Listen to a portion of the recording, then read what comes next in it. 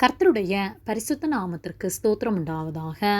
கர்த்தராகிய இயேசு கிறிஸ்துவின் நாமத்தில் உங்களுக்கு கிருபையும் சமாதானமும் உண்டாவதாக.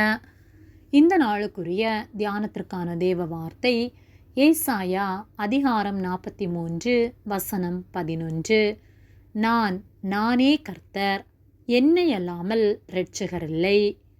பிரியமானவர்களே, நாம் ஆராதிக்கிற நம்முடைய கர்த்தராகிய இயேசு கிறிஸ்து மட்டுமே கர்த்தர். அவரை அல்லாமல் இந்த உலகத்திலே இரட்சகரில்லை. ஏசாயா 43:11 நானே கர்த்தர், என்னை அல்லாமல் இரட்சகர் இல்லை என்று கர்த்தர் சொல்லுகிறார். நாம் இந்த உலகத்தில் மனிதன் தன் கையினால் உண்டாக்கி தெய்வங்கள் என்று சொல்லுகிற விக்கிரகங்களை வணங்கி கொண்டிருப்போமானால் மனம் திரும்புவோம். மனிதனுடைய கையினால் உண்டாக்கப்பட்டதொன்றும் தெய்வமாகாது. தெய்வம் மனிதனை உண்டாக்கலாம், ஆனால் எப்படி மனிதன் தெய்வத்தை உண்டு பண்ண முடியும்? இதை கூட சிந்திக்க முடியாதவர்களாய் கட்டுக்கதைகளுக்கு செவி கொடுத்து வாழ்ந்து கொண்டிருக்கின்றோமா என்பதை சிந்தித்து பார்க்க வேண்டும். காதுகள் கேட்காத கல்லிடத்திலும் கண்களிருந்தும் பார்க்க முடியாத மண்ணினால் உருவாக்கப்பட்ட ஒன்றிடம் போய் நின்று நம்முடைய குறைகளை, நம்முடைய பாவங்களை சொன்னால் அது எப்படி நம்மை மன்னிக்க முடியும்? நம்முடைய தேவைகளை அதன் முன்பு போய் சொல்லும்போது நம்முடைய கஷ்டங்களை அதனால் எப்படி புரிந்து கொள்ள முடியும்? ஆனால் உண்மையுள்ள ஜீவனுள்ள தேவனாகிய கர்த்தரோ நம்முடைய இருதயத்தின் விசாரங்களை அறிந்திருக்கிறார். நம்முடைய உள்ளத்தின் நினைவுகளை அவர் அறிந்திருக்கிறார்.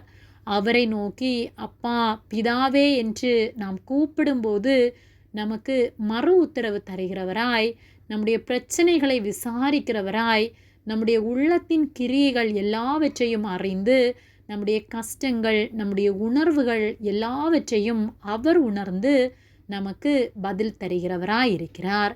என் நாமத்தை அவன் அறிந்திருக்கிறபடியால் அவனை உயர்ந்த அடைக்கலத்திலே வைப்பேன் என்று அவர் சொல்லுகிறார். அவருடைய நாமத்தை அறிந்தவர்களாய் முழு மனதோடு அவரை விசுவாசித்து, அவரை நேசித்து, அவரை நோக்கி நாம் கூப்பிடுவோமானால் அவர் நமக்கு பதில் தருகிறவராய், நம்மை உயர்ந்த அடைக்கலமாகிய பரலோக ராஜ்யத்தில் அவரோடு கூட ஜீவிக்கத்தக்க கிருபைகளை அவர் நமக்கு தருகிறவராயிருக்கிறார். ஆகவே நாம் ஜீவிக்கிற நாட்களில் வீணாக மனிதன் கையினால் உண்டாக்கப்பட்ட எந்த பொருளையும் வணங்காதபடிக்கு ஜாக்கிரதை உள்ளவர்களாக இருப்போம். ஏசாயா 43:13 நாள் உண்டாகாததற்கு முன்னும் நானே இருக்கிறேன், என் கைக்கு தப்புவிக்கத்தக்கவன் இல்லை, நான் செய்கிறதை தடுப்பவன் யார் என்று கர்த்தர் கேட்கிறார். அவர் செய்வதை ஒருவராலும் தடுக்க முடியாது. அவருடைய கைக்கு தப்புவிக்கத்தக்கவன் ஒருவனும் இல்லை.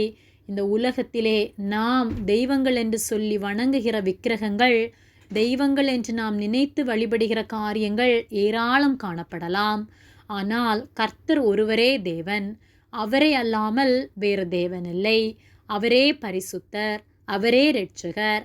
நம்முடைய பாவங்களை மன்னிக்கும்படியாக இந்த உலகத்திற்கு வந்தவர் அவர் ஒருவரே. அவரை விசுவாசித்து நாம் செய்த பாவங்களை அவரிடத்தில் நாம் அறிக்கையிடுவோமானால் நம்முடைய பாவங்களை மன்னிக்க அவர் தயை பெருத்தவராயிருக்கிறார். ஆகவே நம்மை மன்னித்து இரட்சிக்கும்படியாக தம்முடைய ஜீவனையே தந்தவரை நோக்கி பார்ப்போம். இன்னும் நாட்களை கடத்தாமல் கடைசி நாட்களில் வாழ்ந்து கொண்டிருக்கிறோம் என்ற உணர்வுள்ளவர்களாய் கர்த்தரிடத்தில் திரும்புவோம். அவரோடு கூட நித்தியமாய் ஜீவிக்க கிருபைகளை பெற்றுக்கொள்வோம். நம்மை பரிசுத்தமாய் காத்து அவருக்கு பிரியமானவற்றை செய்து நீதியுள்ள காரியங்களை செய்து அவர் நாமத்தை மகிமைப்படுத்துவோம். ஆமேன்.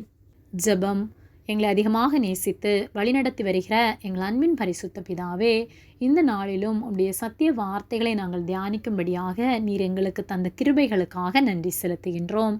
நாங்கள் தியானித்த வார்த்தையின்படியே நீர் ஒருவரே தேவன் என்பதை உணர்ந்து எல்லா ஜனங்களும் உம்மை நோக்கி பார்க்கத்தக்கதான உணர்வுள்ள இருதயத்தை ஒவ்வொருவருக்கும் நீர் கொடுக்கும்படியாய் ஜெபிக்கின்றோம்.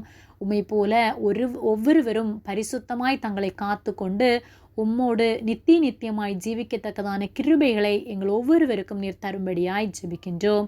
எங்களை உம்முடைய கரத்திலே ஒப்புக் கொடுக்கின்றோம். இயேசுவின் நாமத்தில் ஜெபிக்கின்றோம் பிதாவே, ஆமேன். கர்த்தர் உங்களை ஆசீர்வதிப்பாராக.